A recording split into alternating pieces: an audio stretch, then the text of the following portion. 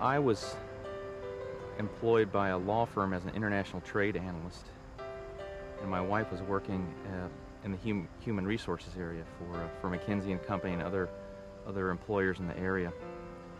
And we had a single-family home. We had a nice income, a nice lifestyle, and also a very hectic lifestyle. I mean, my work week was 65 or 70 hours a week usually, sometimes longer, and hers was almost as long, and that's what we did. I guess you'd call that the being in the rat race. And that changed when the baby was born. And I did get referred to Joe from somebody in the law firm where he worked, and had called him up, and he had just had his child, who I think was only a couple months old at the time. We discussed what kind of policies we would want to have for ourselves to protect, and to protect ourselves in the case of something tragic. And I'd asked him about insurance on Carolyn. He said, well, I'm not completely, I don't think it's necessarily going to be important for her. 2 months after the delivery, and about a month after our policy became official, our term insurance policy, she developed symptoms that, after they did a biopsy, indicated that she had cancer. And then he said Carolyn had died. And, my first thought was, I'm not sure that that's correct, because, God, Carolyn is, 30-some-odd years old, and a mother of a young child. And, those type of things don't happen to people that you know.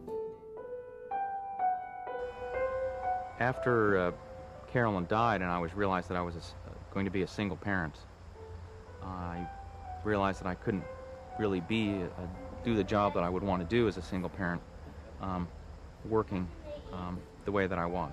Around the same time, I began to look about my life and think, well, do I really want to be doing this? I'm not seeing my child anymore. I have a nanny taking care of my child. And once the policy